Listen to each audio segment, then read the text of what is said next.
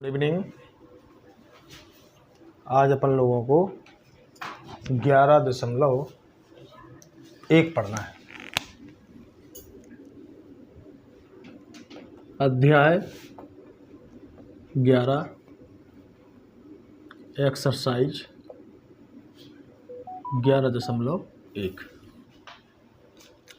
अब आप लोगों को इस चीज़ को ध्यान रखना है कि आज अपन लोगों को दिक् अनुपात और दिक्कुज्याएं के बारे में सीखना है। ठीक है, दिक् अनुपात क्या होता है, दिक्कुज्याएं क्या होती हैं, इनके बारे में अपन को समझना है।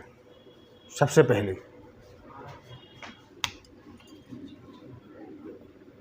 दो बिंदु हैं x1 y1 और z1।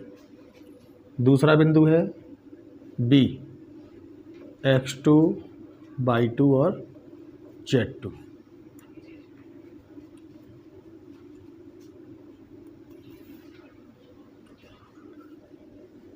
ए बी के दिक् अनुपात, ए बी के दिक् अनुपात निकालेंगे तो सबसे पहले आपको स्मॉल ए बराबर x2 माइनस x1, बी बराबर y2 माइनस y1, सी बराबर z2 माइनस z1। इस प्रकार से हमें दो बिंदुओं से दिक् अनुपात निकालना है। ठीक है, दिक् अनुपात जब अपन लोग निकाल लेंगे तब हमें निकालना है क्या, दिक्कुज्याएं।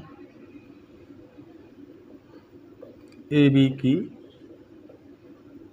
दिक्कुज्याएं, ए बी की दिक्कुज्याएं जो होती हैं वो L बराबर ए बटे कड़ी के अंदर A square plus B square plus C square, M बराबर बी बटे A square plus B square plus C square पूरे पे करणी, एन बराबर सी बटे करणी के अंदर A square plus B square plus C square. इस प्रकार से जो हमें LMN क्या करना है, दिक्कुज्याएं निकालना है। तो इनको आप बहुत अच्छे तरीके से याद कर लेना। 11.1 में इन दिक्कुज्याओं का उपयोग होगा। इसके बाद जब दिक्कुज्याएं या दिक् अनुपात लंबवत होते हैं, यानी कि जैसे ए बी रेखा CD रेखा पर क्या है, लंब है। सबसे पहले अपन लिखेंगे यहाँ पर क्या, ए बी की दिक्कुज्याएं।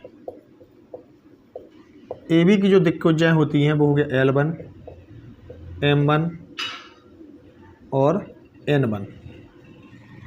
दूसरा हो गया CD की दिक्कुज्याएं, CD की दिक्कुज्याएं L2 M2 और N2।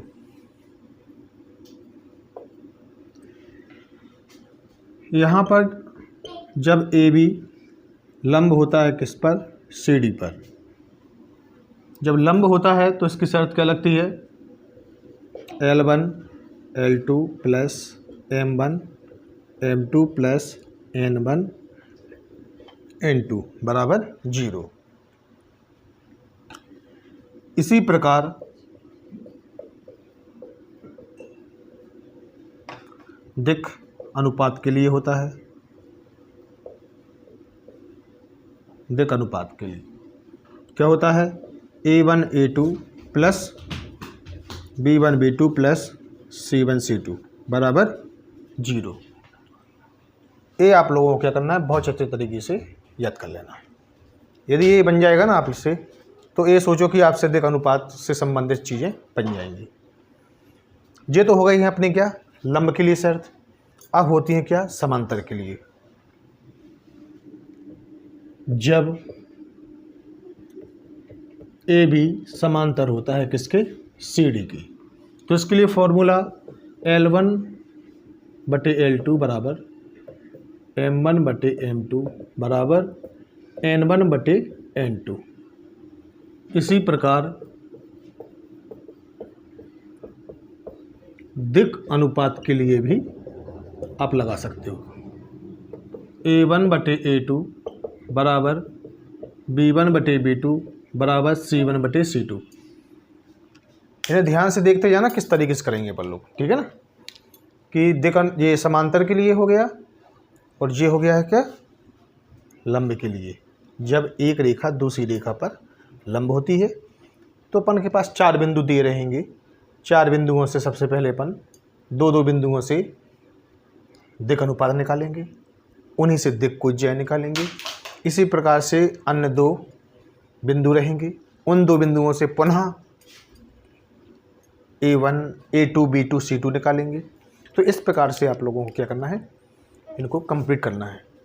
तो इतनी बात आपको समझ में आई सबको, इस तरीके से कर लेना है, ठीक है।